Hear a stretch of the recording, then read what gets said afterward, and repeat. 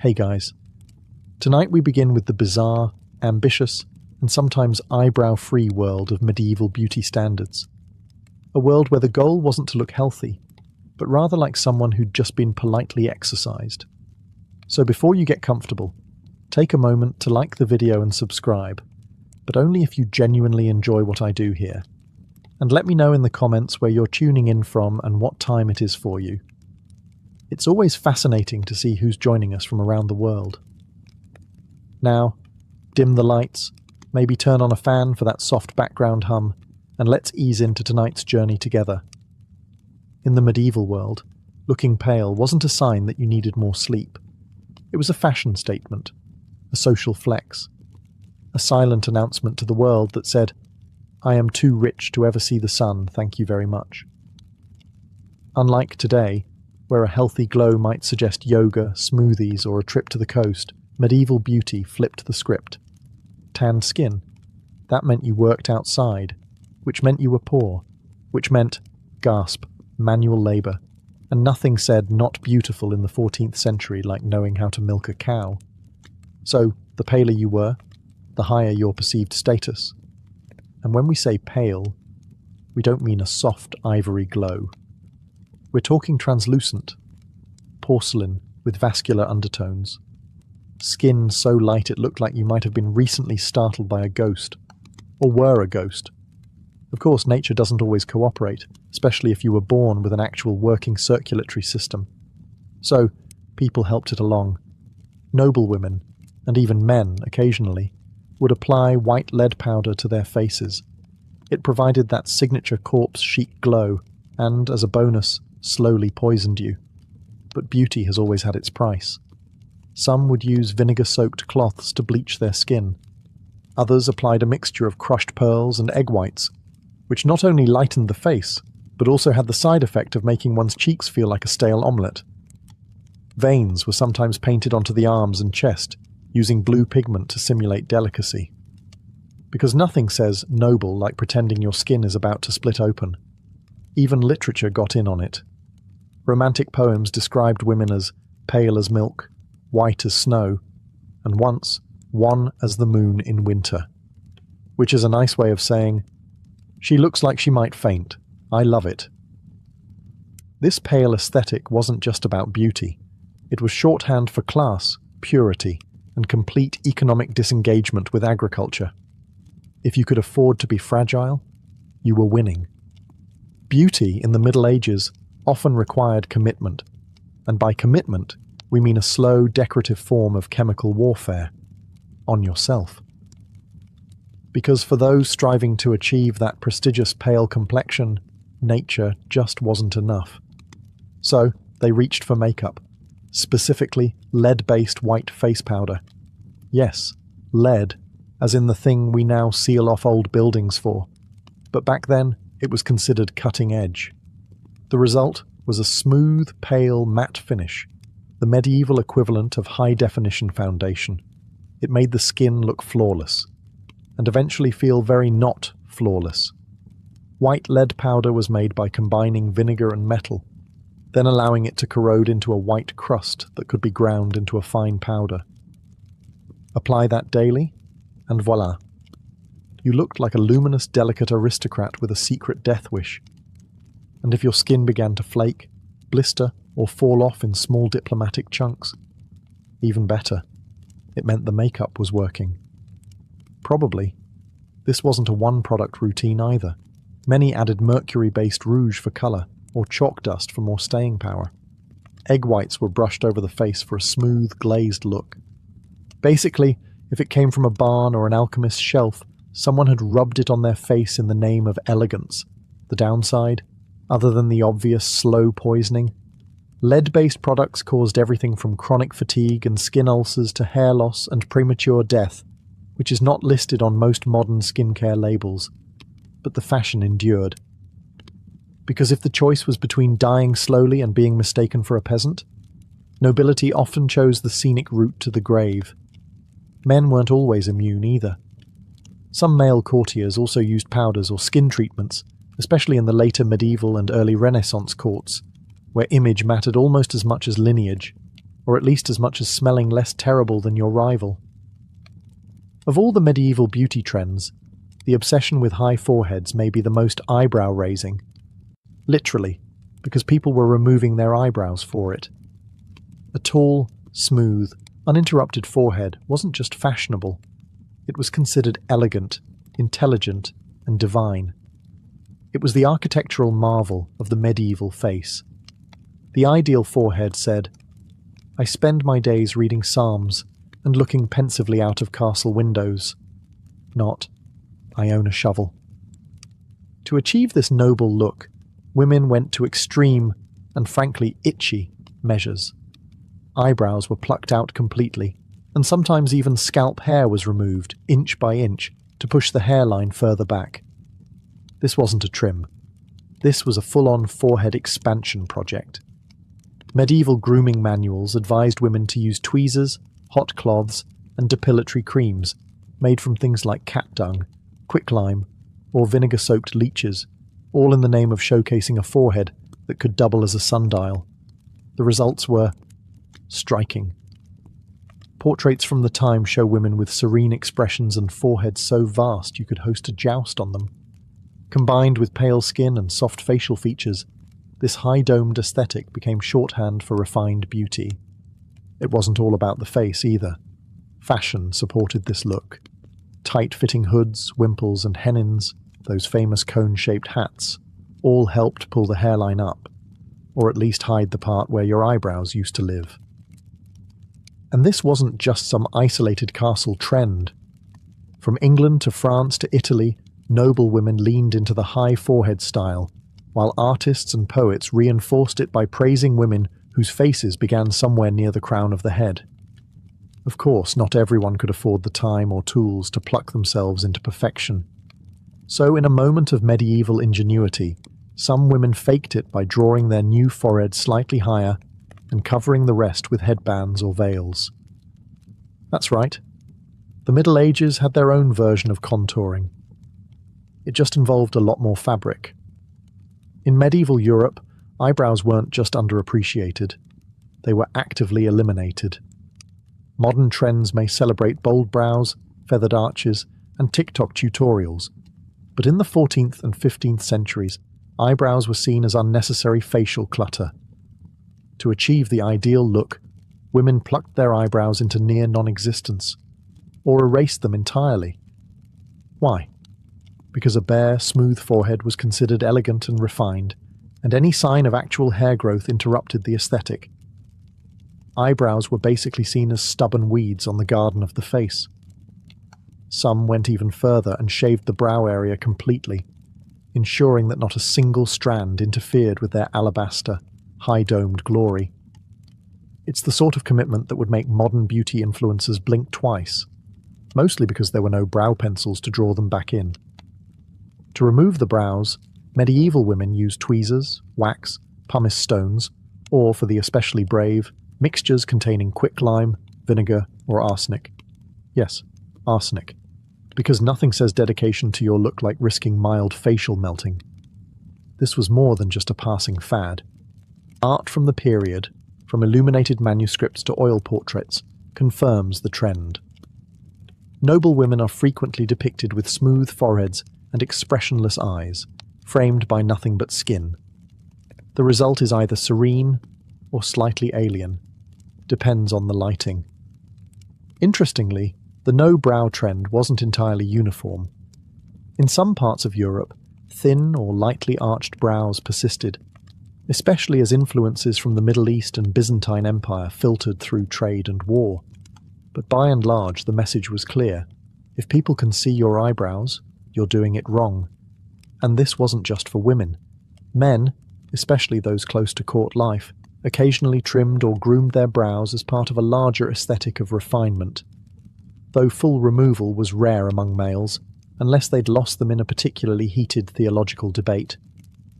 What this all tells us is that medieval beauty ideals weren't about looking natural. They were about looking curated, symbolic, and just a bit angelic. Angels, after all, rarely have brows in art. Coincidence? Possibly. But it worked for them. In the Middle Ages, Having a touch of colour in your cheeks was desirable, but like most things in medieval life, there were rules, social risks, and a vague chance of damnation. The ideal was a subtle blush, like you'd just heard a mildly scandalous poem or stepped outdoors for 30 seconds, but not long enough to tan, heaven forbid. A gentle rose hue on the cheeks suggested youth, fertility, and general survival, all things that were considered attractive, particularly if you could maintain them past the age of 28. But you couldn't look like you were trying. Applying rouge was considered vain, and vanity was suspiciously close to sin. The church was not amused by women smearing colour on their faces, unless, of course, they were nobility, or doing it humbly, which is a theological grey area scholars are still trying to define. Still, women improvised. Common blush ingredients included beetroot juice, crushed strawberries, mulberries, or even cochineal, a deep red pigment made from crushed insects. Yes, bugs, because beauty has never been kind. Some rubbed their cheeks to get that natural flush, while others used mixtures of red ochre or wine sediment, dabbed carefully to avoid detection by both clergy and judgmental neighbours.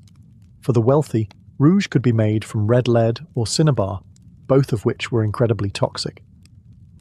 But the logic went something like, I may die young, but I'll die pink-cheeked and socially respected. Rouge was typically applied with cloth, fingers, or whatever tool was available that hadn't just been used to season a stew. Mirror access was limited, so many women relied on instinct, muscle memory, or the occasional honest maid. Of course, if your blush was too visible, you might be accused of imitating prostitutes, or worse, French courtiers. The horror. The goal was always modest enhancement, not theatrical statement.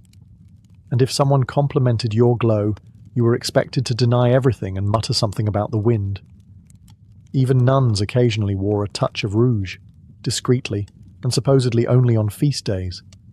Because nothing says, I serve the Lord, like a tasteful dab of beetroot behind the cloister. In medieval Europe, if your hair didn't look like it had been kissed by holy light or stolen from a Botticelli angel, you were already starting from behind. Blonde hair, in particular, was the medieval gold standard. It was associated with youth, beauty, virtue, and in case you needed divine backup. The Virgin Mary was frequently painted as a blonde, even though she was, geographically speaking, almost certainly not. But realism was less important than radiance. If you were born blonde, congratulations. You were considered blessed and probably got out of a few chores. But natural blondness didn't last, especially in adulthood. So, medieval women took matters into their own hands, and sometimes cauldrons. Homemade hair-lightening concoctions included saffron, chamomile, ash, honey, and lye, applied liberally, then left to bake under the sun in a method known as sun basking. It worked best if you had the patience of a nun and the skin of a salamander. Some recipes also included urine, which was thought to help lift colour. Whose urine? That part was less regulated, but as long as it gave your hair that celestial shimmer, it was deemed worth it. Beauty is, and always has been, a little bit disgusting. Hair texture mattered too. Loose, long, wavy locks were the ideal, preferably cascading down your back, like a divine curtain. But this luxury was reserved for unmarried women. Once married, your golden mane was to be hidden under veils, nets, and head wraps, because apparently the moment you said, I do, your hair became a national security risk. For noble women, hair was often braided, twisted, or tucked into elaborate styles, especially when attending court or religious events. These hairstyles were frequently accessorized with silk ribbons, beads, or embroidery, just in case you needed to remind the room you didn't shear sheep for a living. Men weren't left out either. While not quite as judged, men with thick golden locks were often romanticized in poetry and art. Knights with flowing hair charging into battle were the medieval version of shampoo commercials. In medieval Europe, hair was a lot like money. If you had it, you didn't necessarily show it off, unless you were trying to get married. Then suddenly, it became a strategic asset. Unmarried women were encouraged to wear their hair long and loose as a symbol of purity and innocence, though not too loose. Unless you were going for the ethereal forest maiden look, which was only socially acceptable if you were, say, an actual saint or being martyred. Otherwise, a gentle braid would suffice. But once married, your hair was immediately banished from public view. Congratulations, you now had a husband, and an obligation to wrap your locks tighter than a monastery's wine budget. Enter the world of veils, wimples, nets, and coifs, a medieval wardrobe of modesty that could make even the most radiant blonde disappear under 3 layers of beige linen. These coverings weren't just modest, they were practical. They protected hair from smoke, lice, and unsolicited compliments from troubadours. The most dedicated women layered their coverings. A coif, a close-fitting cap, might be worn under a veil, which could then be pinned beneath a wimple that wrapped under the chin. The effect? You looked like a pious, well-bundled sandwich, and that was the goal. But fashion is rarely satisfied with just function. As time went on, headwear got more elaborate. Nets were embroidered with gold thread. Veils were starched into geometric shapes. Some noblewomen wore silken cages for their braids, accessorized with jewels and tiny bells, because nothing says subtle beauty like jingling when you turn your head. In many cultures, concealed hair was tied to morality. A covered head was seen as modest and virtuous. Exposed hair on a married woman, however, could get you compared to a lady of the night, or worse, a Frenchwoman. Of course, some women rebelled. They would let a little curl slip out, or wear translucent veils that technically counted as covered, while still letting the world admire their carefully dyed strands. Medieval loopholes were alive and well. If medieval beauty had one unspoken rule, it was this: taller is nobler, and we're not talking about your legs. By the 15th century, women across Europe began embracing a fashion trend that quite literally elevated their appearance. The hennin. You know the one. Those towering, cone-shaped hats that look like they were designed by someone who spent too much time around church steeples. The hennin wasn't just headwear. It was a social ladder you wore. These hats could reach upwards of 2 feet, sometimes even more, especially among the French and Burgundian elite. The taller the hennin, the higher your status, and the more doors you smacked into on your way to dinner. Often made from fine silk, velvet, or brocade, hennins were structured with wire frames, giving them that dangerously aerodynamic shape. A sheer veil usually cascaded from the tip, adding movement, mystery, and a good chance of getting caught in candles. Now, getting your hair to fit under one of these things was an art in itself. Hair was braided and stuffed up into the cone, or sometimes completely shaved around the forehead real estate again, to help the hennin sit properly. Comfort was not part of the design brief, but hennins weren't the only vertical obsession. Some women wore heart-shaped escoffions, which looked like 2 croissants glued to either side of the head, or butterfly hennins, where veils were spread out like wings. Great for drama, not so much for rain. Outside of nobility, most women stuck with veils, linen caps, or circlets. Simpler, less dangerous, and less likely to be mistaken for a siege weapon. Clergy and conservative thinkers, as expected, were less than enthused. They warned that such ostentation invited vanity, sin, and possibly neck strain. Still, hennins remained popular among those who could afford them, much like most terrible but fashionable ideas throughout history. And while men didn't wear towering cones, they had their own style statements. Think feathered caps, fur-trimmed hoods, and pointy shoes that could double as fencing equipment. In medieval times, a woman's ideal body wasn't meant to be athletic, curvy, or toned. No, the goal was to appear delicate, demure, and possibly recovering from a fainting spell. The ideal figure was slim, soft, and slightly ethereal, like someone who lived on honey water, courtly poems, and perhaps one fig a week. Beauty manuals didn't advise women to build strength or endurance. The only lifting expected of you was lifting your veil in a flirtatious gesture, before swiftly looking away and maybe swooning. But this wasn't about looking sickly, at least not obviously. The sweet spot was somewhere between too weak to carry a bucket and still able to play the lute while sitting. A graceful, willowy figure was associated with nobility, because of course if you were working, you'd have broader shoulders, stronger arms, and the misfortune of muscle tone. The emphasis was on a narrow waist, soft curves, and a general air of spiritual exhaustion. Waistlines on dresses were often cinched just below the bust, an early version of the empire waist, to elongate the torso and give the illusion of height and fragility. And if that illusion needed help, tight lacing was available. Not quite corsets, those came later, but tightly bound kirtles and surcoats did the job just fine. Being too thin, however, wasn't the goal either. In times of famine or plague, being very thin was a red flag, as in, that person might be actively dying. A small hint of roundness, particularly in the face or hips, was considered healthy and fertile. Basically, if you looked like you could survive winter and still be poetic, you were in the sweet spot. Diet advice from the time wasn't exactly balanced. Beauty manuals recommended things like eating fennel for digestion, rose petals for breath, and drinking wine to improve complexion. Protein? Only if it had a feather still attached. Men, on the other hand, were allowed to have more substance. Broad shoulders, strong legs, and the ability to carry a sword without toppling over. But even then, nobility preferred a lean frame with refined posture, not brute strength. In the Middle Ages, a woman's eyes were her silent power, the medieval version of sending a flirty emoji, only with more spiritual implications and slightly less blinking. The ideal medieval eyes were large, clear, and soulful, the kind that seemed to whisper, "I'm full of virtue," and maybe just a hint of melancholy. Think of eyes that looked as if they had personally witnessed the fall of man and were still politely recovering. Poets of the period couldn't get enough of them. They described eyes as luminous orbs, dewdrops of heaven, or pools of pure devotion.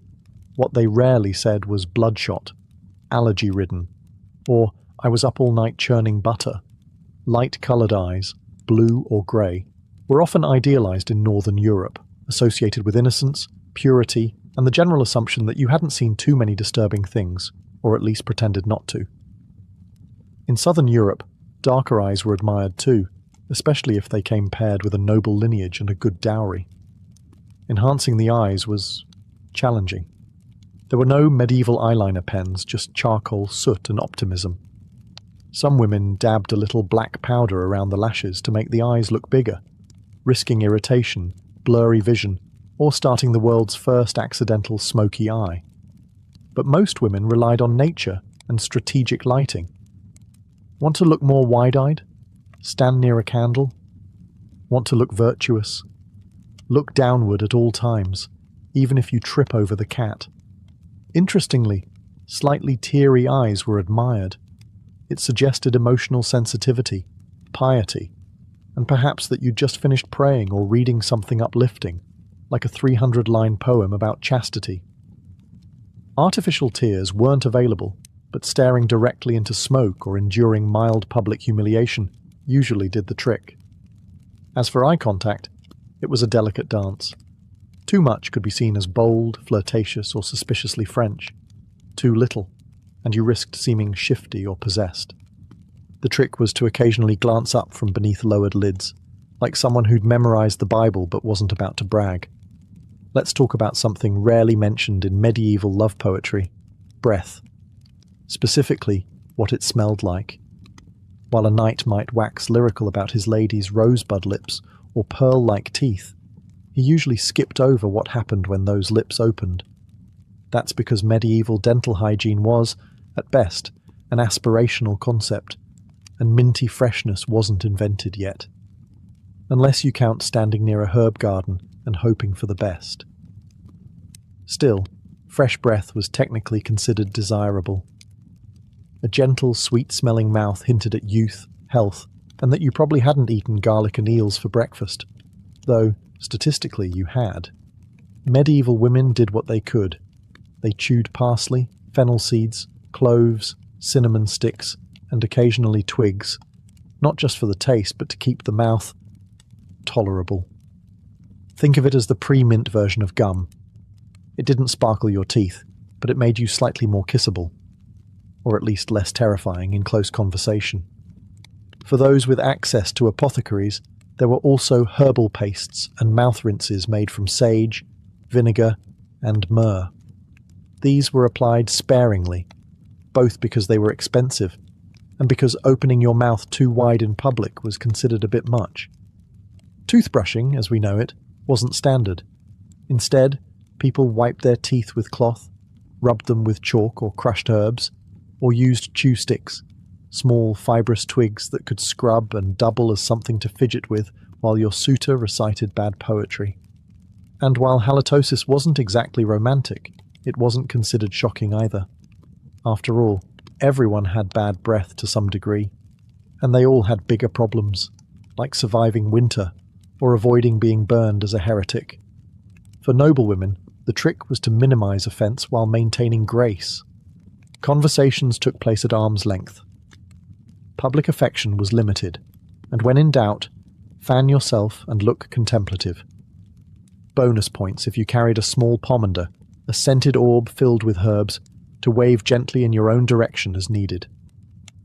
In modern times, a great smile can launch 1,000 dating apps. In the Middle Ages, a smile was a risky endeavour, best used sparingly, like spices or peasant revolts.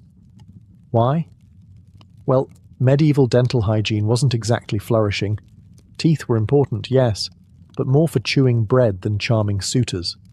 Most people had teeth that ranged from slightly questionable to actively terrifying, especially by age 30.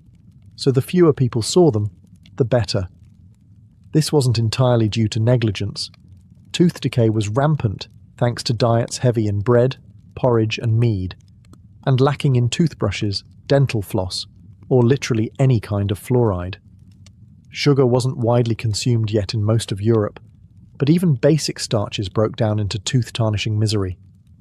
Also, dental surgery at the time was essentially an exorcism with pliers.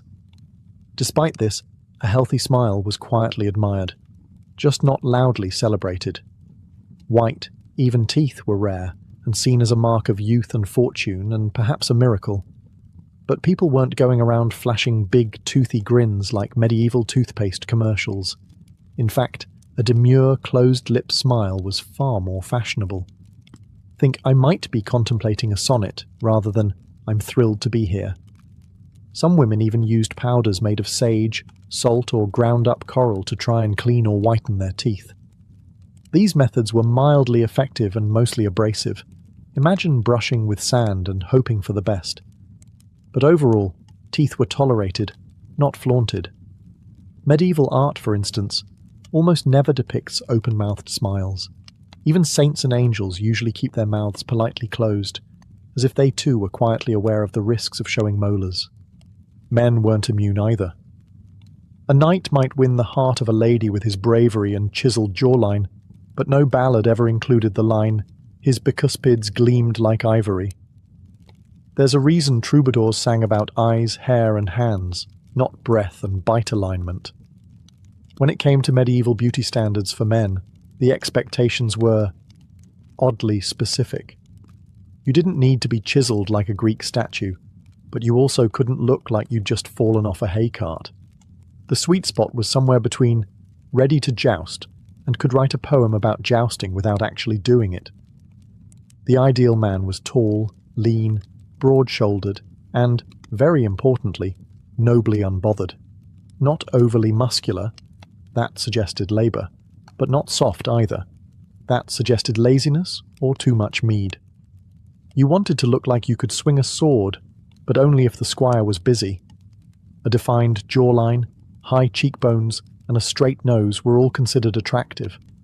Think, prince in an illuminated manuscript, rather than village strongman. A well-groomed beard or a smooth, clean-shaven face was acceptable, depending on the region and era. But either way, it needed to look intentional, not like you'd been lost in the woods for a week. Hair was typically shoulder-length and styled, especially for noblemen. Curls were in fashion in many courts, especially if they occurred naturally or looked like they did. Some men even used curling irons. Yes, really. small heated rods, or herbal rinses to enhance texture and shine. Because nothing says I'm above manual labour, like sitting for 45 minutes while your page boy styles your fringe. Clothing played a huge role in enhancing the male silhouette. Padded shoulders, cinched waists, and fitted tunics helped create the ideal body shape, with extra emphasis on posture. A nobleman did not slouch. He glided, often with a hint of disdain. And if a man did happen to be naturally muscular, that was fine, as long as he wasn't caught actually working with those muscles. Fighting in wars was acceptable, hauling barrels was not. Above all, the look was effortless. You weren't supposed to try to be attractive. You were simply born noble, and that alone made you appealing. A kind of medieval version of hot without trying, except instead of a gym membership, you inherited land and a falcon. In an era where bathing was technically optional and plumbing was mostly a dream with a Latin name, scent management became an art form. And not the glamorous, walk through a cloud of Chanel No. 5 kind of art, more the mask it and pray variety. To be fair, people did bathe, just not as often as we'd hope, especially depending on the century, location, and plague frequency. So to keep from offending nostrils, human and divine, medieval men and women turned to the olfactory power of herbs, oils, and perfume pouches. Let's begin with the pomander, a small, hollow ball made of metal, worn on a chain or pinned to clothing, and filled with strongly scented herbs like cloves, rosemary, cinnamon, sage, and occasionally something ominously labelled powder of roses. These weren't just for elegance, they were portable smell shields. Think of them as the medieval version of walking around with a Febreze grenade. The nobility also favoured perfumed gloves, handkerchiefs, and even scented combs. Everything was fair game for aroma enhancement, including hair, which was sometimes doused with floral waters or vinegar infusions that smelled slightly better than sweat and desperation. Speaking of sweat, yes, people absolutely sweated. Medieval garments were heavy, summers were hot, and deodorant was still several centuries away from reinventing armpits. The solution? Layers of linen, which absorbed sweat and could be washed more frequently than the woolen or silk outer garments. Some added herbal sachets to their underlayers, hoping to combat odour with fragrant optimism. Bathhouses were a thing, especially during the early medieval and late medieval periods, but access varied wildly. The church eventually frowned upon communal nudity, which really put a damper on hygiene enthusiasm. So, many turned to dry bathing, which is exactly as unrefreshing as it sounds. Wiping yourself with a cloth, then spritzing on scented water and pretending that counted. And then there were the overachievers, people who kept flower petals in their shoes or stuffed herbs in their bed linens to smell vaguely like someone who had recently seen a garden. In medieval Europe, beauty wasn't just skin deep, it was morally loaded. A well-composed face could be a divine blessing, a social weapon, or a trap set by the devil himself. Sometimes all three before breakfast. To be beautiful was to walk a very fine line. On one hand, physical beauty, clear skin, symmetrical features, pale complexion, was considered a sign of virtue. If you were lovely, it meant you were blessed, possibly chosen by God, or at the very least, unlikely to steal sheep. Poets, preachers, and painters alike described beauty as evidence of a pure soul. But there was a catch. If you knew you were beautiful, or worse, if you used that beauty to your advantage, you immediately became suspect. Vanity was a sin, remember? And showing too much interest in one's appearance hinted at pride, seduction, or worst of all, French tendencies. Medieval sermons warned that women's beauty could tempt men into sin, which, of course, was entirely the woman's fault. Eve set a precedent, and medieval Europe ran with it for a solid 1,000 years. A woman wearing makeup, showing a bit of hair, or fluttering her lashes at the wrong night could easily find herself accused of being everything from immoral to outright demonic. Some even believed that beauty could be an illusion, a sorceress's disguise, a glamour conjured by witches to lead righteous men astray. This may sound dramatic, but remember, This was a time when bad weather could get you burned at the stake. Conversely, those who were plain or ill-featured were sometimes assumed to be morally deficient, or just unfortunate. The idea that outward appearance reflected inner character wasn't just popular, it was doctrine in some circles. Beauty meant grace, ugliness meant punishment, illness, or divine disappointment. Of course, all of this made things spectacularly confusing. Be beautiful, but don't try too hard. Glow with virtue, but not so much that it looks like pride. And above all, never look more attractive than the local lord's wife. That was a one-way ticket to a silent convent or an unusually convenient illness. So in the end, medieval beauty standards weren't just about aesthetics. They were a full-blown moral tightrope, balancing vanity, virtue, and whatever powdered lead was left in your makeup kit. The Persian immortals were more than just elite troops. They were a statement, a living symbol of imperial strength, precision, and unyielding continuity. Their origins trace back to the very birth of the Achaemenid Empire under Cyrus the Great in the 6th century BCE. At a time when Persia was rapidly transforming from a regional power into a sprawling imperial juggernaut, Cyrus understood something vital. An empire needs a backbone. Not just administrators and governors, but an elite force that could project dominance, inspire loyalty, and suppress rebellion with equal efficiency. Thus, the Immortals were born. The name Immortals wasn't just a bit of royal flair, it was a logistical and psychological masterpiece. According to Herodotus, their strength was always kept exactly at 10,000 men. If one man died, fell ill, or was wounded, he was instantly replaced. The numbers never wavered. From the outside, it seemed they could not be diminished, could not be weakened, and above all, could not die. Whether myth or clever bookkeeping, the image stuck and the name endured. Immortality, in this case, wasn't about individual survival. It was about the eternal presence of Persian might. These men weren't random conscripts. To be an immortal meant being selected from among the Persian nobility, or at least from families of high status and proven loyalty. Training began young. Discipline was brutal. Loyalty to the king, unquestionable. They were expected to be not just warriors, but exemplars of Achaemenid values: order, obedience, and composure under pressure.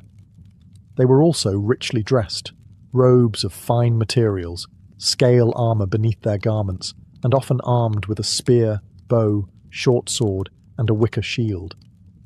Their appearance was as calculated as their tactics. Persian kings weren't just sending warriors into battle. They were sending a mobile political message wrapped in silk and steel. From the plains of Lydia to the deserts of Egypt, wherever the Persian Empire expanded, the Immortals followed. They stood behind kings, beside thrones, and at the front of the battlefield. If you saw them approaching, you didn't just see soldiers, you saw the unbroken heartbeat of the empire. Immortals didn't blink. Immortals didn't retreat. Immortals endured. And that's exactly what made them terrifying. The appearance of the Persian Immortals was no accident. It was psychological warfare. These men weren't covered head to toe in gleaming bronze like Greek hoplites. No, the Immortals looked otherworldly, like a wave of richly dressed shadows sweeping across the land. Their uniforms blended regal flair with military function. They wore elaborately embroidered tunics and trousers, often dyed in rich reds and purples, colours of nobility and command. Beneath these lay a layer of scale armour made of bronze or iron, flexible enough for movement, but deadly in close combat. Their shields were made from woven wicker, deceptively light, yet able to deflect arrows and absorb blows. Their most distinctive element, however, was their headdress, a soft felt cap called a tiara, sometimes pulled over the face to obscure identity. Unlike the Greeks who glorified individuality in armour and valour, the Immortals thrived in uniformity. 10,000 men, moving in near silence, all similarly armed and armoured, created a visual spectacle that overwhelmed the senses. It was like watching a curtain of death descend on the battlefield. Each Immortal carried a short spear, a bow with a quiver of arrows, and a short sword or akinaka at their belt. But perhaps most impressive was their ability to move quickly and remain deadly in almost any terrain. Their training emphasized agility and endurance over brute strength. They could march across entire provinces without breaking formation. And unlike many ancient forces, the Immortals were equally comfortable fighting in open battle or serving as imperial guards in royal courts. Their equipment was light enough to ensure swift deployment, but potent enough to intimidate and destroy. It wasn't about brute force. It was about consistency, about never failing, never staggering, and never seeming vulnerable. And that consistency, combined with the mystery of their appearance, helped forge their legend. When they marched into battle, drums would pound and dust would rise behind them, but their expressions remained eerily composed. No roaring, no boasting, just eerie, synchronized precision.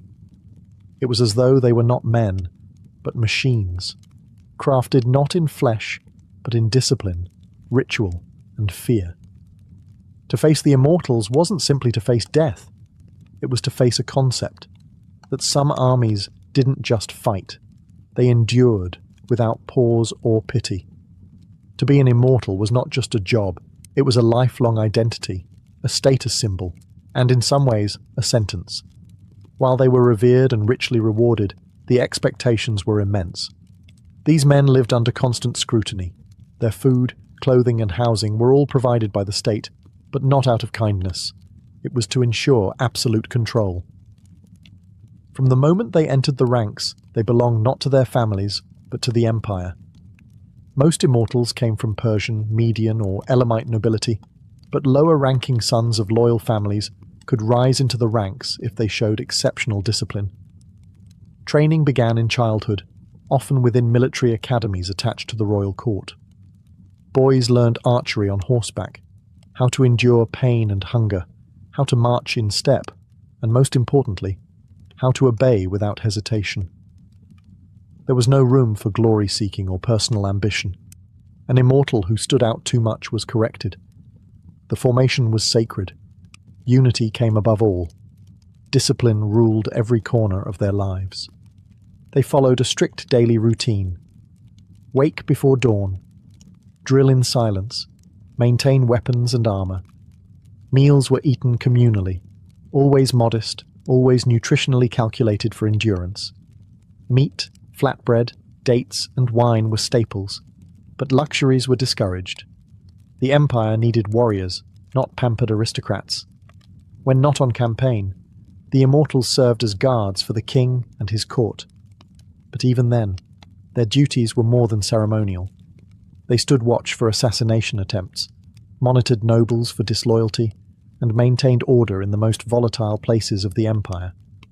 Their mere presence could silence dissent in a royal hall. They were the eyes and ears of the Achaemenid ruler, trained to detect lies, sense fear, and act decisively. Interestingly, they weren't entirely cut off from family life. Immortals were allowed to marry and maintain households. However, they could be summoned at a moment's notice. When duty called, they left everything behind, no questions asked. A man who hesitated, even once, could be quietly replaced. After all, the number always had to remain at 10,000. No gaps, no delays. It was this cold, efficient system that ensured their mythos. They didn't just fight with discipline. They lived in discipline. They were tools of empire, honed, polished, and sharpened until nothing remained but duty. If Cyrus the Great created the Immortals, it was Darius the Great who perfected them. When Darius rose to power in 522 BCE amid palace intrigue and assassination, the Immortals were the tool he used to legitimize and stabilize his reign. They were no longer just a personal guard. They were an extension of royal authority, woven directly into the fabric of his expanding imperial bureaucracy. Darius understood that power didn't only rest on military strength, but on the illusion of order and inevitability. And nothing projected that image more effectively than the Immortals.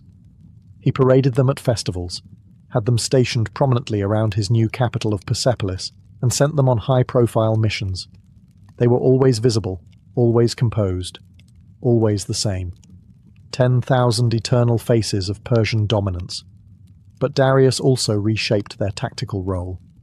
Under his leadership, the Immortals became a core element of Persian combined arms warfare.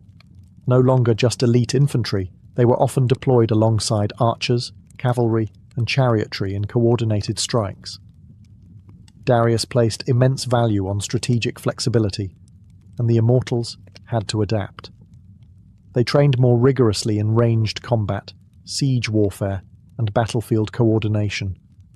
Reports from later Greek observers describe how they moved with terrifying efficiency, firing arrows in volleys while slowly advancing behind their wicker shields, never breaking formation. They also became heavily involved in suppressing rebellions. Darius's empire stretched from Egypt to the Indus Valley, and revolts were frequent. The Immortals were often the first wave of retaliation. In Elam, Babylon, and Scythia, they acted as both punishment and message. The empire is watching, and the king's will is inexhaustible. It was under Darius that they earned a darker reputation. Not just elite warriors, but instruments of fear and retribution. Even their iconography was elevated. Carvings at Persepolis show them in perfect lines, stylized and identical, facing eternity in stone. These weren't mere portraits, they were propaganda. Darius wanted every subject and visitor to know, these men are always here, always armed, and they do not die. Step out of line, and you'll meet one, or 10,000. Through Darius, the Immortals became more than a military unit. They were institutionalized fear, woven into the royal image, deployed with surgical precision, and wrapped in gold-threaded silence. The Persian Immortals reached the height of their legend during the reign of Xerxes the Great, and nowhere was their reputation more fiercely tested than at the narrow mountain pass of Thermopylae in 480 BCE. This battle, now mythologized through centuries of art and cinema, wasn't just a clash of armies. It was a symbolic collision between two radically different worldviews: Persian imperial order versus Greek city-state defiance. And at the center of the storm stood the Immortals. When Xerxes invaded Greece with what ancient sources claim was the largest army the world had ever seen, he brought the Immortals as his personal vanguard. They didn't just guard him. They were a scalpel in the heart of chaos. Their reputation alone preceded them. The Greeks had heard of the 10,000 who never died, the elite troops who served kings like gods and fought with flawless precision. At Thermopylae, they met resistance that rattled their mythos. King Leonidas and his few thousand Greeks, most famously 300 Spartans, held the narrow pass against wave after wave of Persian attacks. On the second day of battle, Xerxes ordered the Immortals to break the Greek line. It was meant to be a crushing blow. After all, these were the elite of the elite. But what followed was not the instant rout Xerxes expected. The Immortals, skilled as they were constrained by the tight geography of the pass. Their bows were nearly useless in such confined space, and their shorter spears couldn't reach past the long dory of the Greek hoplites. For hours, they clashed with disciplined Spartans who fought in tight, interlocking phalanxes, trained from childhood for exactly this kind of combat. The Immortals suffered losses, heavy ones. Herodotus noted, perhaps with some glee, that they were no more successful than the ordinary troops. It wasn't just a military defeat, it was a rupture in their image. The Immortals had always appeared untouchable, gods of war in silk and scale. But at Thermopylae, they bled. They died. And for the first time, the illusion of their immortality cracked under the weight of Spartan spears and Greek defiance. Yet even in defeat, they remained terrifying. They adapted, they regrouped, and they marched again. Immortality, after all, wasn't about invincibility. It was about endurance. The most fascinating part of the Persian Immortals wasn't just their training or battlefield tactics. It was their system. What truly made them immortal wasn't magic or divine favor. It was administration. Cold, efficient, relentless bureaucracy. When one immortal fell, whether in battle due to illness or by retirement, another took his place instantly. No mourning, no ceremony, just a seamless substitution. The total number always remained exactly 10,000. This wasn't a poetic exaggeration. It was by design. The Achaemenid Empire ran on logistics, and the Immortals were the prime example. They had a constantly maintained pool of trainees and understudies, young men being groomed to fill vacancies the moment they appeared. These replacements were kept in the capital, supervised, drilled, and rotated through lesser duties until called up.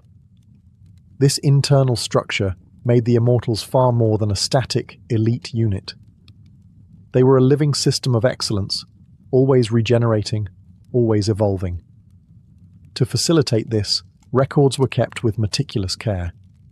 Officers known as Hazarapatis, literally commander of 1,000, oversaw recruitment, discipline, and supply. There were 10 such commanders beneath the overall leader of the Immortals.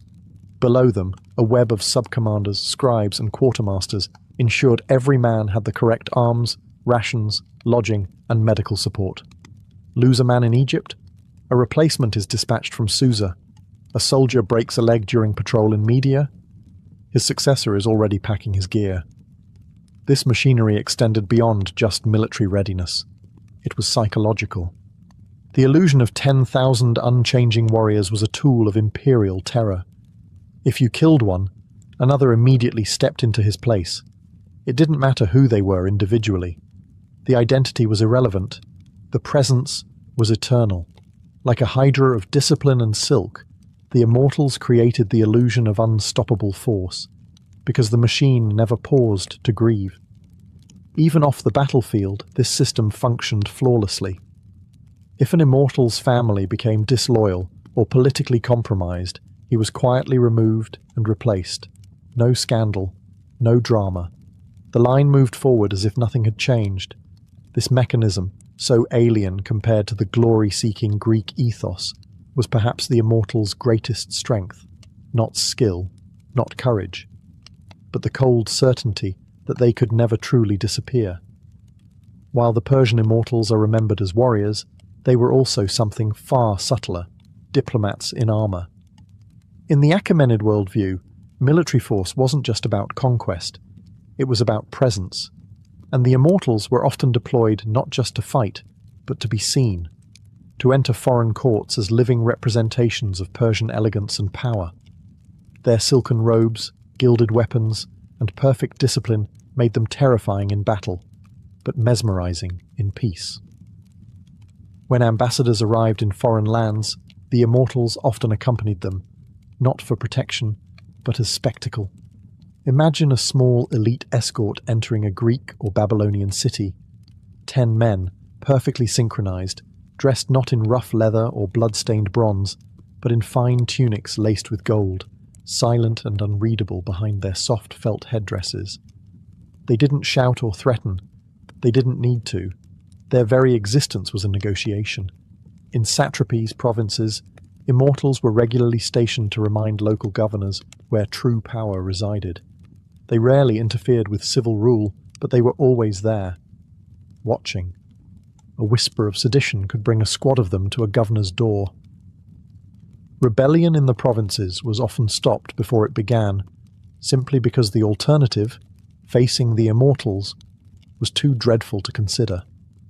Even within the royal court, their presence was multifunctional. They acted as ceremonial guards during Nowruz festivals, coronations, and diplomatic receptions. But behind the scenes, they monitored courtiers, sniffed out treason, and enforced the king's will with silent efficiency. Some historians argue they acted almost like an internal intelligence agency, an ever-present warning that loyalty was not optional. This dual identity, warrior and envoy, enforcer and ornament, was part of their genius. Unlike most elite units of ancient times who lived for the glory of battle alone, the Immortals served a much broader imperial strategy. War was just one tool.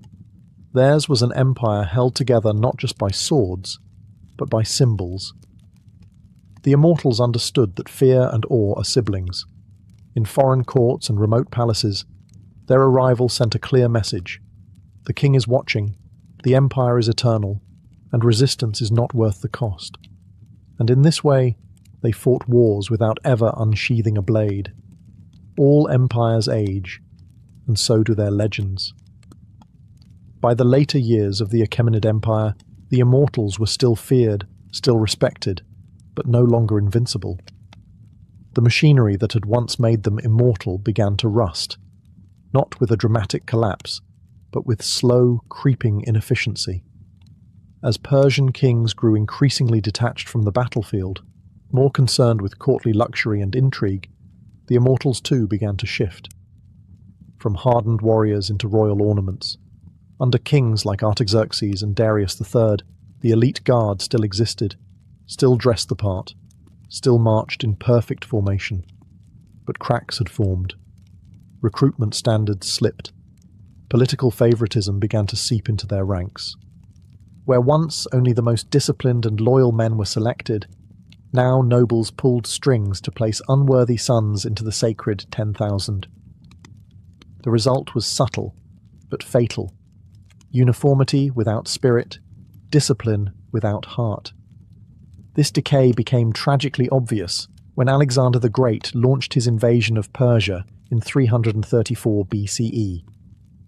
At the Battle of Gaugamela in 331 BCE, the Immortals were deployed alongside the Persian centre to defend Darius III. And although they fought with courage, they could not hold against the tactical brilliance and ruthless momentum of Alexander's Macedonian phalanx. They were outflanked, outmaneuvered, and overwhelmed. Worse yet, the myth didn't survive the battle. For centuries, the name Immortals had inspired awe. But Gaugamela proved they were no longer what they had been under Cyrus the Great or Xerxes I. The machinery of instant replacement faltered.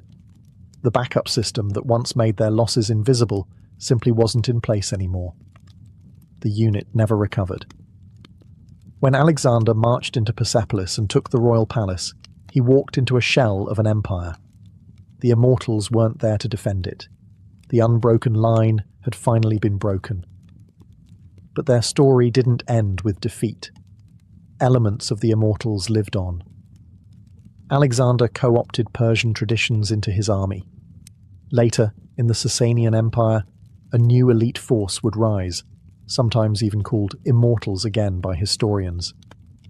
Though not direct descendants, they echoed the original myth, 10,000 strong, elite, fearsome, eternal.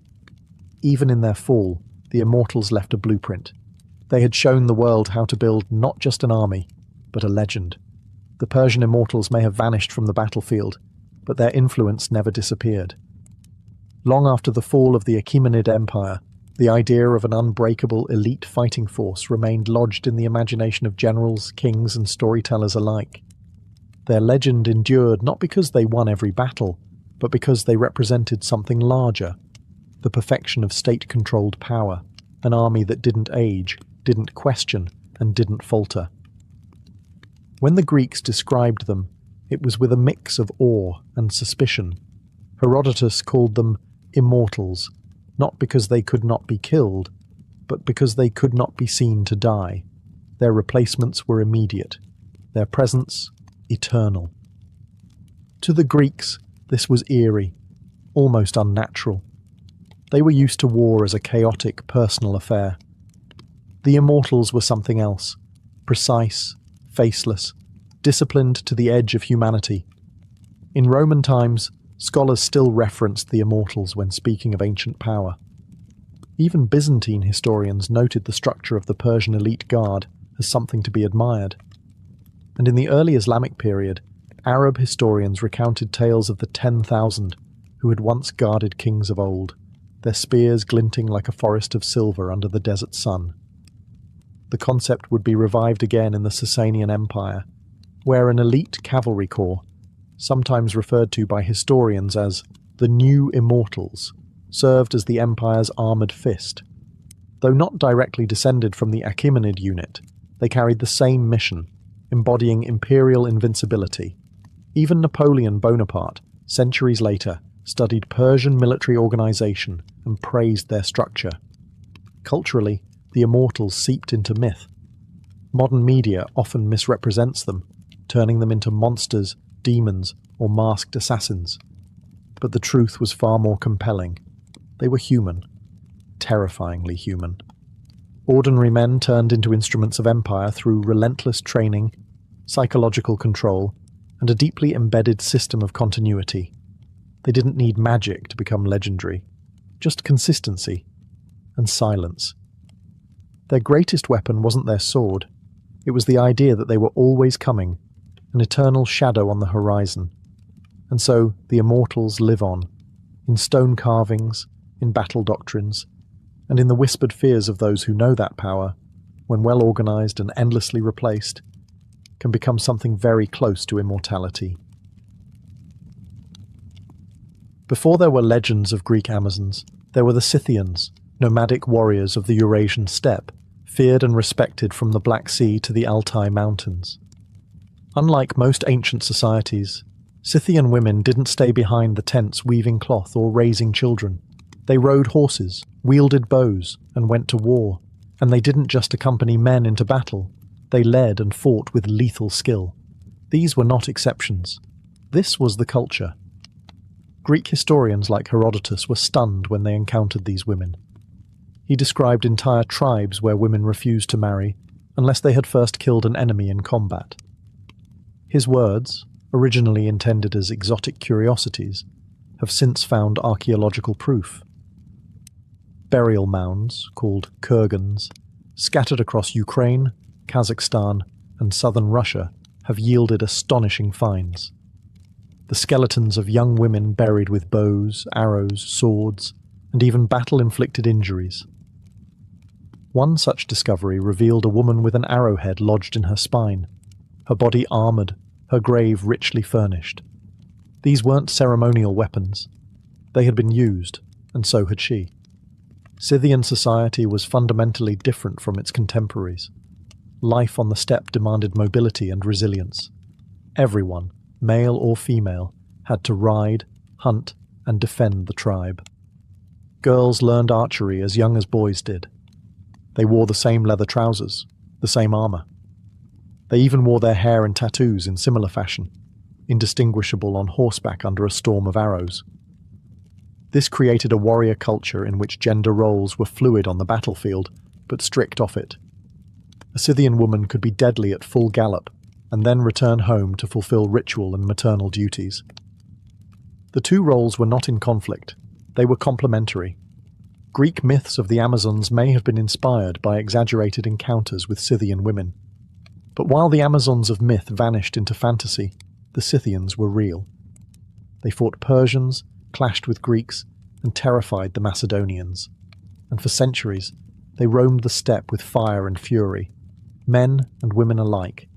In the small West African kingdom of Dahomey, modern-day Benin, an army of women once struck fear into European colonizers, rival kingdoms, and anyone foolish enough to underestimate them.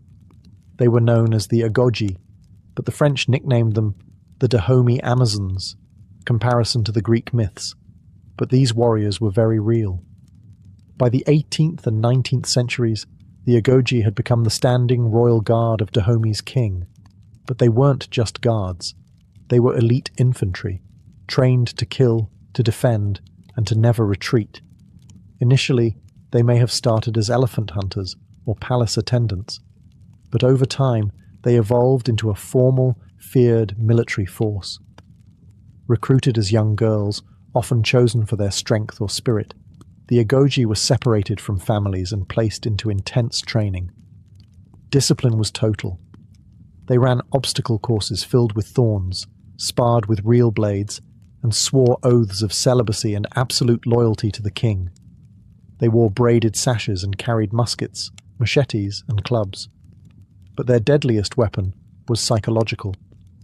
European observers during the 19th century were shocked by their fearlessness and brutality.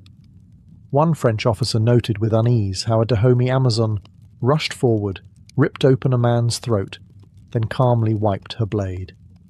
These were not symbolic warriors. They were frontline shock troops used in raids, battles, and ambushes. During the Franco-Dahomean Wars in the 1890s, The Agoji went toe-to-toe with French colonial troops. Outnumbered and outgunned, they still launched night raids, executed ambushes, and fought street by street to defend their kingdom. Their tenacity forced French commanders to reconsider their tactics and their assumptions about gender in combat. But it wasn't just their battlefield success that mattered. The Dahomey Amazons existed in a deeply patriarchal world, and yet they carved out a space of total autonomy and influence. They advised kings, they performed ceremonial duties, and they shaped the kingdom's foreign policy, not from behind the scenes, but with blades in hand. Though the French ultimately defeated Dahomey, the legend of the Agoji never died. In fact, their legacy helped inspire modern fictional warriors like the Dora Milaje in Marvel's Black Panther. But truth, as always, is more impressive than fiction. In the shadowy pages of Japan's medieval history, one woman rides through blood and legend alike, Tomo Gozen. A samurai warrior of the late 12th century, she fought during the Genpei War, a brutal civil conflict between the Minamoto and Taira clans that gave birth to the first shogunate. Tomoe wasn't a symbolic figure or a passive consort. She was a commander, a swordswoman, and an archer, trained in the deadly arts of the battlefield and feared for her precision in combat. Her story emerges most famously from the Heike Monogatari, a war epic that blends history with poetic flair. In it, Tomoe is described as especially beautiful, with white skin, long hair, and charming features. But the next sentence drops the real thunder. She was also a remarkably strong archer, and as a swordswoman, she was a warrior worth 1,000. Beauty and lethality weren't contradictions, they were fused. Tomoe served under Minamoto no Yoshinaka, a warlord and her possible lover, during his campaign to seize control of Kyoto. She wasn't a camp follower or a battlefield nurse. She was in the thick of it, reportedly leading troops and even slaying multiple enemies in single combat. At the Battle of Owazu in 1184, facing encirclement by rival Minamoto forces, Yoshinaka ordered his last stand. Rather than flee, Tomoe chose to fight.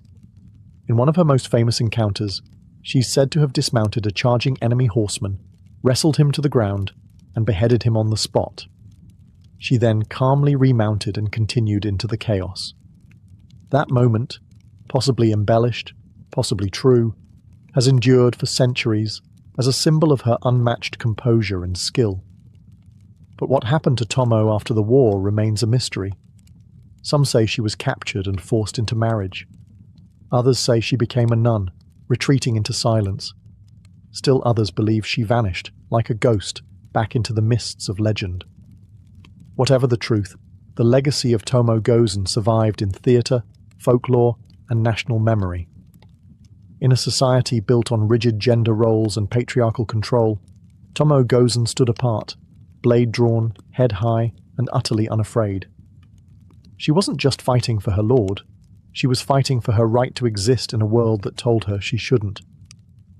In the 1st century CE, the Roman Empire was at its peak, disciplined, organized, and seemingly unstoppable. But then came Boudica, a flame-haired Celtic queen from Britannia, who nearly brought the Roman machine to its knees. Her name would echo through history as a symbol of raw vengeance, national pride, and the terrifying force of a woman with nothing left to lose.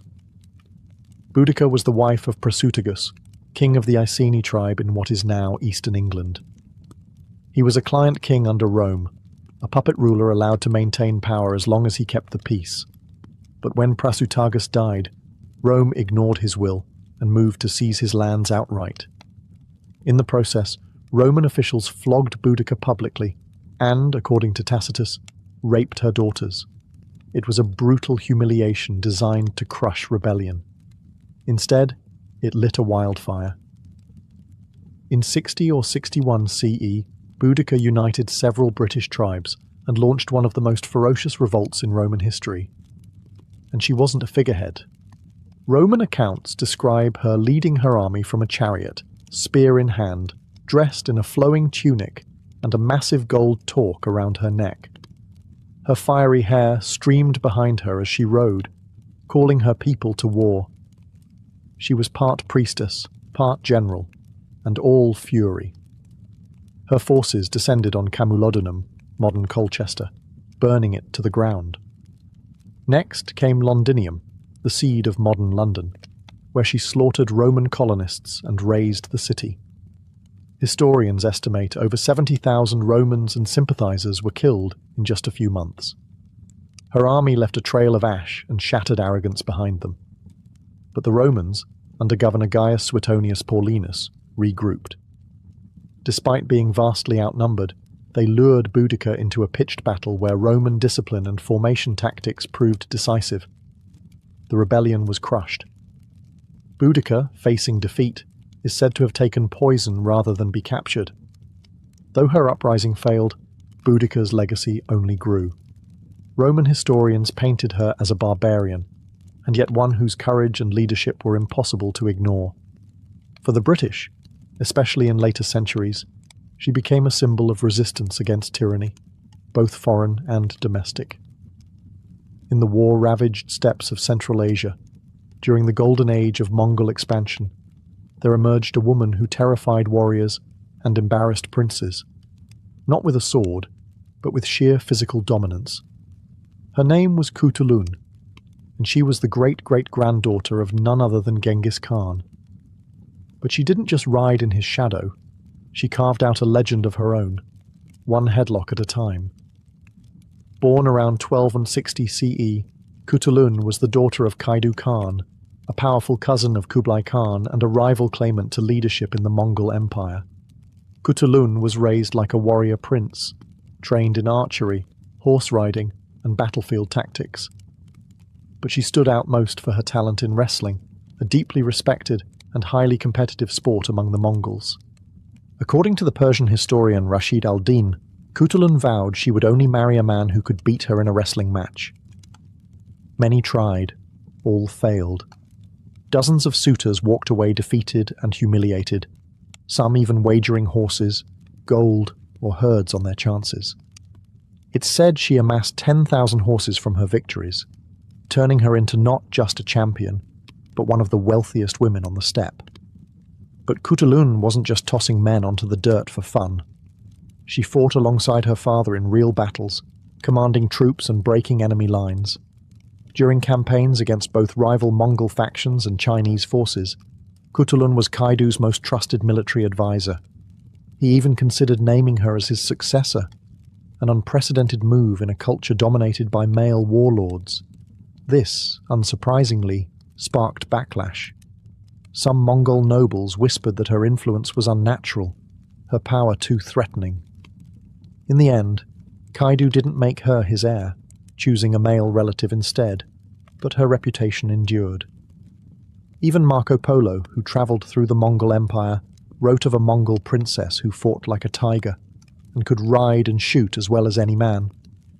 Later, histories tried to romanticize or minimize her, turning her into a love-struck figure or reducing her story to legend. But make no mistake, Kutulun was real, and her strength was legendary. She proved that in the heart of the most male-dominated empire on earth, a woman could still rise, not because she was allowed to, but because no one could stop her.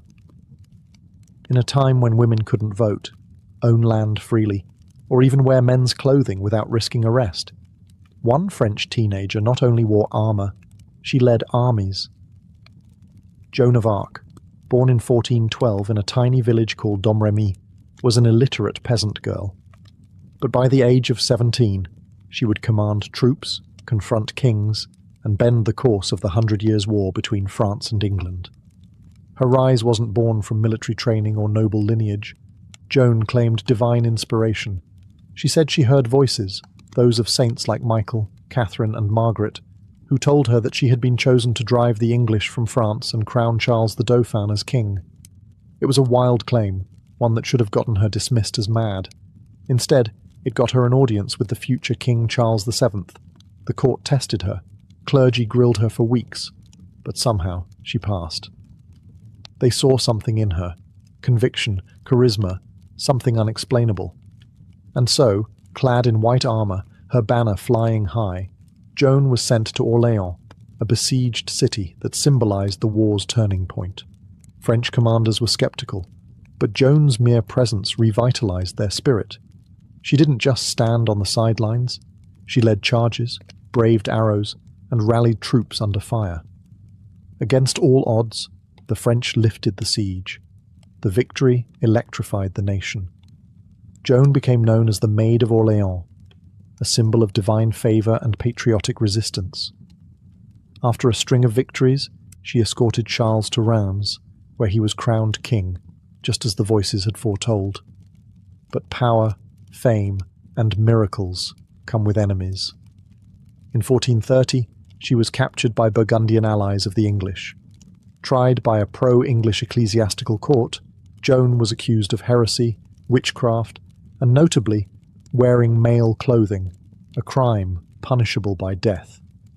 She was just 19 when they burned her alive in Rouen marketplace, but her death only magnified her legend. Years later, the church reversed her conviction.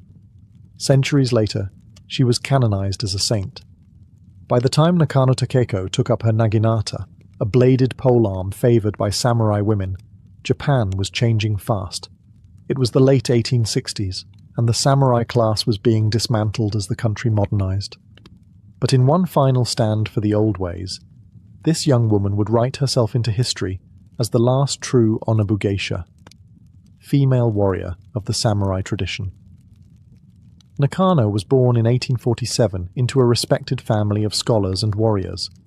From a young age, she studied Confucian classics, calligraphy, and most importantly, martial arts. Her favored weapon, the naginata, was more than just practical. It was symbolic. Traditionally used by women of the samurai class, it allowed for extended reach and graceful, fluid combat. Under the guidance of her adoptive father and martial arts master, she trained until her skill rivaled that of the best men in her domain. By her 20s, Nakano had become both an educator and a warrior, teaching other women the ways of the sword.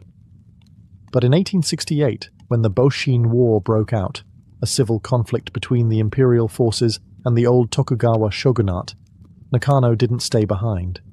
She joined the defense of Aizu, one of the last bastions of traditional samurai resistance.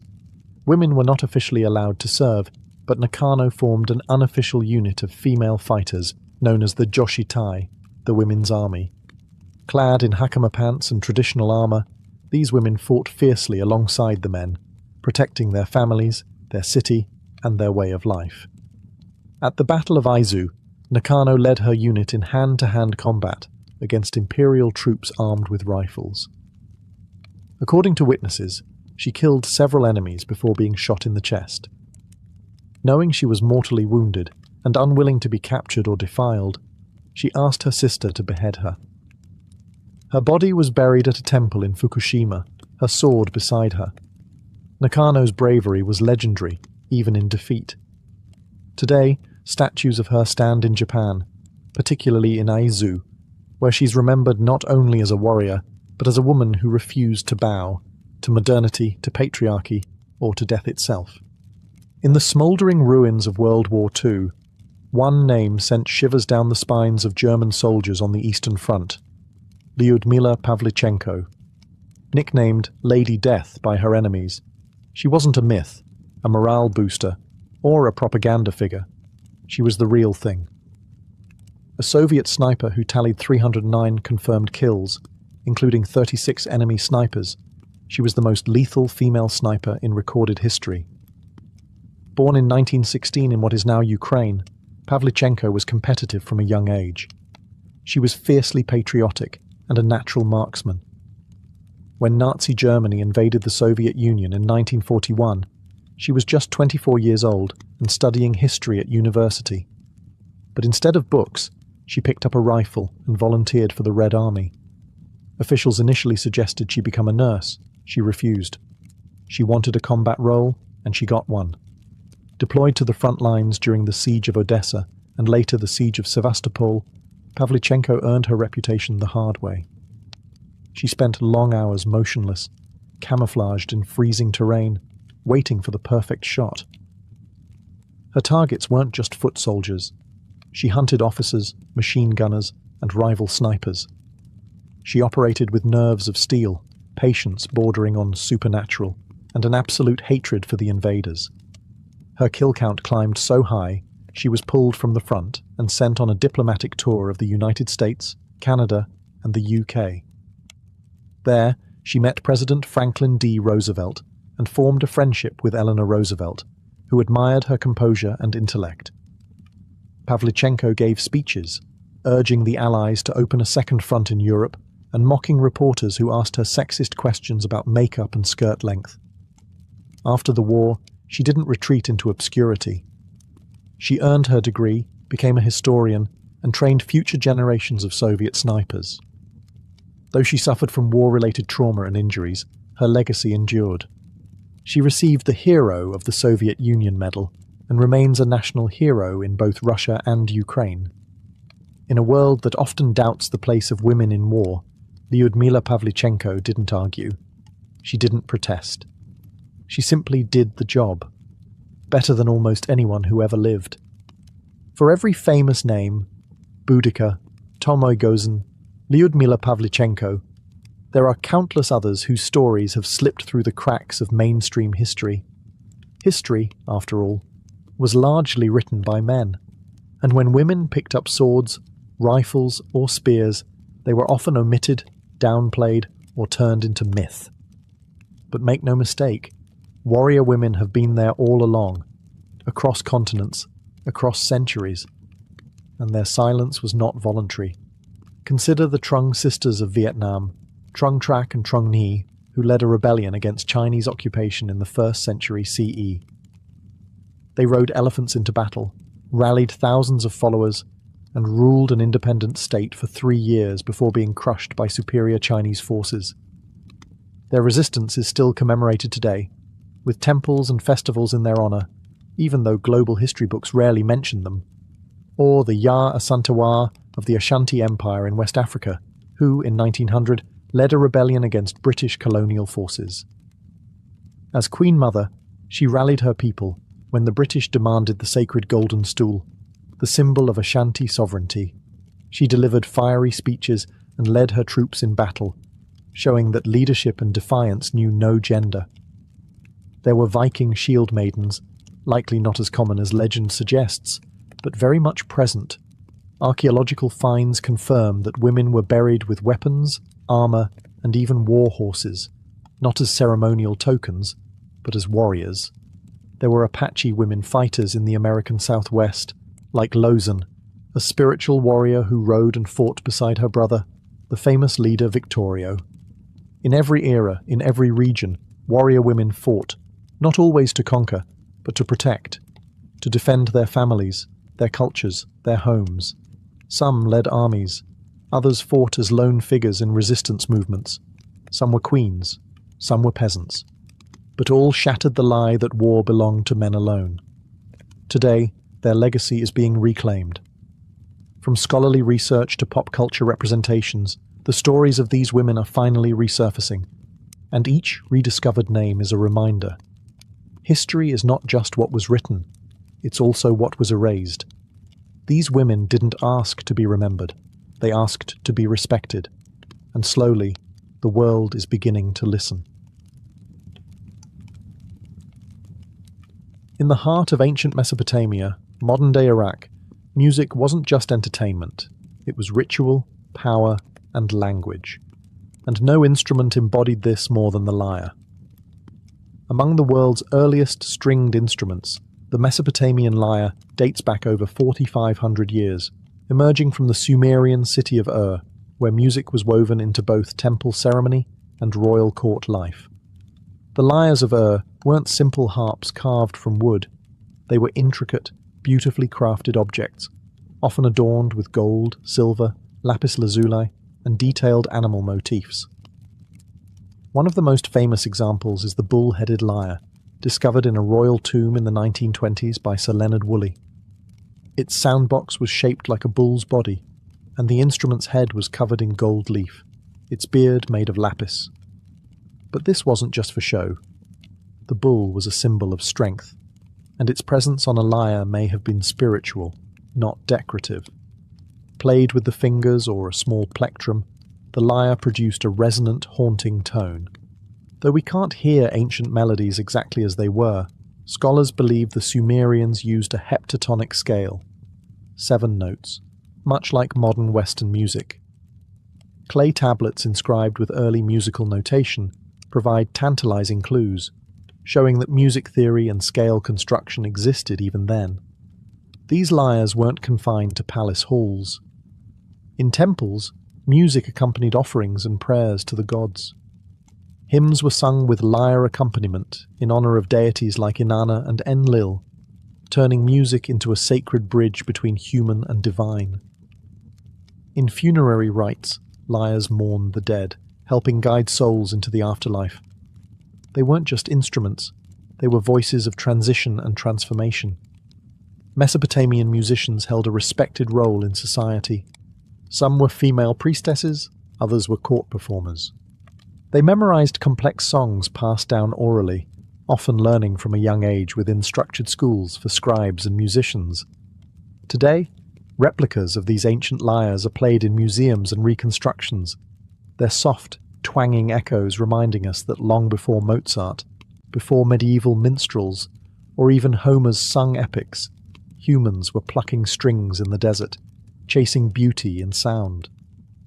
While the lyre sang gently to the gods, the aulos screamed, wept, and danced through the hearts of the ancient Greeks. This reed-blown, double-piped wind instrument was no gentle flute. It was wild, emotional, and unrelenting.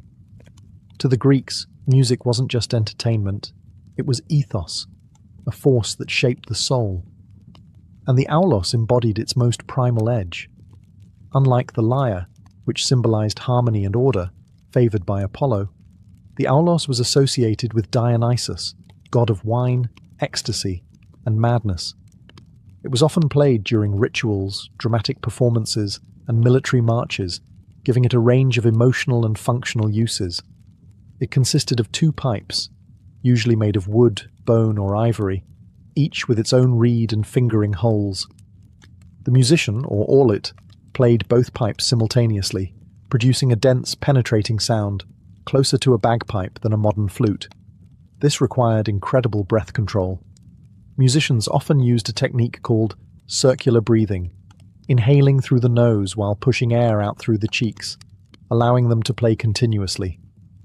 The effort warped their faces and puffed their cheeks, so much so that athletes sometimes mocked aulit players for their awkward appearance. Yet despite the jokes, aulit players were respected, even revered, in certain circles. The aulos was not for calm background music. It stirred the blood. In ancient Greek theatre, it accompanied tragedies and comedies, adding mood and momentum to performances by Sophocles and Euripides. In battle, it kept hoplites marching in step, its blaring voice slicing through the chaos. And during Bacchic rituals, it pushed dancers into trance-like states, dissolving the line between performer and possessed. Plato had a complicated relationship with the aulos. In his Republic, he famously dismissed it as too emotionally overwhelming, preferring instruments like the lyre and kithara for their intellectual clarity. Yet even he couldn't deny its power. The aulos could simulate sorrow, mimic fury, or stir euphoria, sometimes all in the same breath. Today, fragments of ancient auloi survive in museums, and modern reconstructions hint at its raw energy. Unlike the mathematically balanced lyre, the aulos wasn't about perfection, it was about release. It carried the sound of frenzy, mourning, seduction, and war. In the ancient courts and scholar studios of China, music was more than art, it was philosophy in motion. And few instruments embody this more than the guqin and the guzheng, 2 stringed zithers that carried the sounds of dynasties, meditation, and poetic introspection. They may look similar at a glance, but each served a distinct role in shaping China's musical identity. The guqin is the elder of the 2, an instrument with over 3,000 years of history. With 7 strings and a long, fretless wooden body, it produced quiet, subtle tones. To the untrained ear, the guqin sounds almost whisper-like, gentle slides, harmonics, and plucked notes that echo like raindrops on old tile. But to Chinese scholars and sages, these sounds reflected the balance between heaven and earth. Confucius himself was said to play the guqin, believing it cultivated moral character and inner harmony. In ancient China, learning to play the guqin wasn't about becoming a performer, it was about becoming civilized. Contrast this with the guzheng, a younger, louder cousin with a brighter sound and more public life. With 16 to 21 strings or more in modern versions, the guzheng was built for performance. Its curved wooden frame and movable bridges allow for rich melodies and dramatic glissandos. Musicians pluck the strings with plectra attached to their fingers, creating cascades of notes that shimmer like flowing water. It was favoured in palaces, folk music, and even military camps. Where the guqin whispered to the soul, the guzheng sang to the crowd. Both instruments had roles in ritual and storytelling. The guqin often accompanied poetry readings, philosophical lectures, and meditation. The guzheng was used in banquets, operas, and to recount historical epics. Its music could mimic galloping horses, flowing rivers, or weeping lovers, all through vibrating silk strings and masterful fingerwork. These instruments also represented gendered spaces in ancient China. The guqin was traditionally played by male scholars, while the guzheng became more associated with female performers, especially in later dynasties. Yet both were respected, taught in musical academies, and written into the Confucian ideals of balanced education. Today, both guqin and guzheng are still played, revived in classical and contemporary settings alike. They remain living echoes of China's ancient soul, where music was not only heard, but felt as a path to virtue and emotional depth. In ancient Egypt, music wasn't background noise, it was a sacred tool, a form of divine communication that echoed through temples, tombs, and daily life. From pharaohs to peasants, music was everywhere. It soothed labourers, honoured the dead, guided religious rituals, and entertained the living. And the instruments that shaped this soundscape were as diverse as the Nile itself. One of the oldest and most iconic Egyptian instruments was the harp. Early harps, curved like bows, evolved into larger angular harps that stood as tall as a man. These instruments were plucked with the fingers, often by temple musicians or court entertainers. Harps weren't just for art, they were associated with the afterlife. Tomb paintings often show harpists playing for the souls of the dead, easing their journey into eternity. Then came the sistrum, a sacred rattle associated with the goddess Hathor, protector of music, motherhood, and joy. Made of metal with loose crossbars, the sistrum produced a jangling sound when shaken. It wasn't subtle, but it was powerful, used in temples to summon gods, purify spaces, and drive out evil spirits. The shaking of a sistrum was believed to please deities and maintain cosmic order. Flutes, often made from reed or bone, added breathy melodies to processions and rituals. The double clarinet, with two pipes played simultaneously, created a rich, buzzing harmony, a predecessor of the aulos of Greece. Percussion came through frame drums, hand clappers, and even castanets, especially in dances and festivals. Professional musicians in Egypt held respected positions. Many were women, depicted in art as harpists and singers, often serving temples. These women were more than entertainers. They were chantresses of Amun, musicians of Isis, figures of spiritual power. Music could honour gods, accompany offerings, and mark the transition between life and death. Egyptian notation remains elusive. Unlike Mesopotamia or Greece, few musical records survive. But their instruments, depicted vividly in tombs and temples, tell us enough. Ancient Egyptians understood music as structure, emotion, and magic. Even in death, music was essential. Instruments were buried with the elite, their owners believing they'd play again in the field of reeds, the Egyptian paradise. To them, music wasn't a pastime, it was eternity's language. Long before written words etched history into stone, ancient African cultures used something far more primal and immediate: rhythm. Across the continent, drums weren't just instruments. They were voices. They spoke, commanded, remembered, and summoned. In Africa's ancient societies, music, especially percussion, was a living, breathing language that carried stories, laws, identities, and the pulse of the divine. Drums varied by region and purpose, but one of the most iconic was the talking drum, found in West Africa.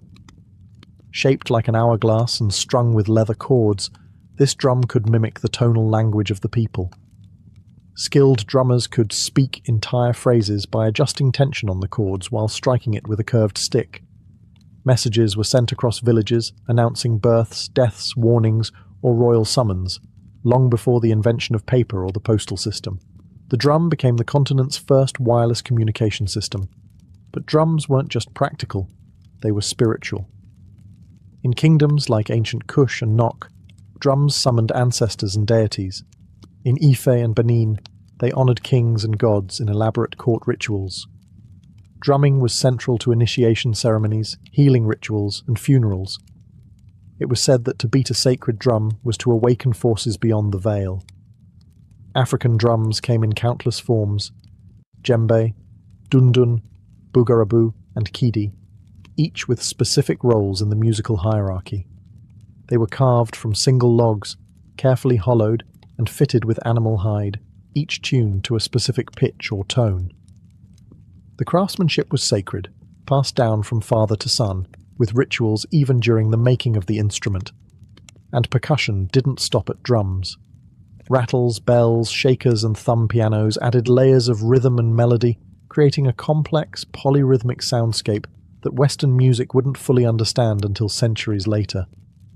In African tradition, music was inseparable from movement. You didn't just listen, you danced, breathed, sweated with it. The drummer wasn't a performer. He was a conduit, channeling energy, spirit, and communal memory. These rhythms travelled through the trans-Saharan trade, through the Nile, and later through the Atlantic slave trade, shaping diasporic music from Brazil to the Caribbean.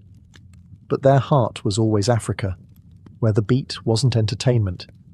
It was identity, ancestry, and survival. High in the Andean mountains, where the air thins and the clouds brush the earth, music floated through the stone cities and terraced fields, not from string or drum, but from wind. Ancient Andean civilizations like the Nazca, Moche, and Inca developed a rich musical tradition centered around aerophones, flutes, whistles, and most famously, panpipes, or siku. The siku is a deceptively simple-looking instrument, multiple reeds or bamboo tubes of varying lengths, lashed together in a row or stacked in double rows. Each tube plays one note, and players alternate rapidly between rows to create melodies. The result is a haunting, breathy harmony that echoes across mountains like a conversation with the wind itself. Siku ensembles were often played in pairs, two players performing alternating notes in interlocking patterns, a technique called hocketing, which symbolized the Andean ideal of duality and balance in nature and society. Flutes made of bone, clay, or reed were also widespread, some so small they could hang from necklaces, others large enough to produce deep, resonant tones. Many were carved in the shapes of birds, snakes, or spirits, showing the spiritual link between sound and the natural world. These weren't just musical instruments, they were sacred tools. Music was used to call rain, bless harvests, honor the sun, or communicate with ancestors. One particularly fascinating find is the ceramic whistling vessels of the Moche civilization. When water was poured into them, internal chambers forced air through a whistle, producing eerie tones, literally musical pottery. These were likely used in rituals, combining water, air, and sound into a single ceremonial act. In Inca society, music accompanied every stage of life, from birth celebrations to funerals, from military parades to agricultural festivals. There was a melody for every moment. Inca musicians played for gods like Inti, the sun, and Pachamama, the earth, offering their breath as a form of spiritual devotion. Even soldiers marched with coordinated flute music, turning warfare into ritual choreography. Though Spanish colonization nearly erased many native traditions, the sound of Andean flutes never fully vanished. Today, their echoes can still be heard in Peruvian highlands and Bolivian villages, an ancient voice of stone, wind, and sky, still singing in the thin air. In ancient India, music was more than a performance. It was cosmic engineering. According to Hindu philosophy, the universe itself was created from sound, from the primordial vibration known as Om.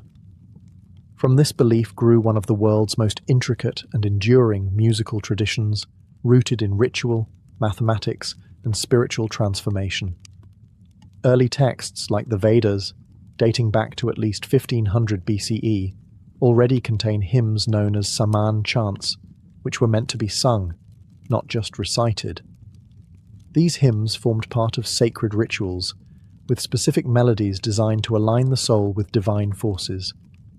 The priestly caste, the Brahmins, were trained not only in philosophy and fire offerings, but in voice modulation and musical cadence. Precision was essential. Mispronouncing a note could, in theory, corrupt the ritual. The earliest instruments used in Vedic and post-Vedic India served both sonic and symbolic roles. The veena, a plucked string instrument with a resonating gourd, became a symbol of learning and divine expression. It was, and still is, associated with the goddess Saraswati, the deity of wisdom and the arts. Its strings were said to echo the vibrations of the cosmos, allowing the player to connect with universal truths through melody. Wind instruments like the bansuri, bamboo flute, were not only tools of melody, but vehicles of myth. Lord Krishna, the god of love and divine play, was often depicted playing the flute, charming humans and animals alike. The sound of the bansuri was believed to pierce the illusions of reality, Maya, and transport listeners to a higher state of consciousness. Percussion also held immense power. The mridangam and tabla weren't just rhythm keepers. They mirrored heartbeats, breath patterns, and cosmic cycles. Rhythms, or talas, were complex mathematical patterns, some cyclical, some asymmetrical, each linked to emotional states and times of day.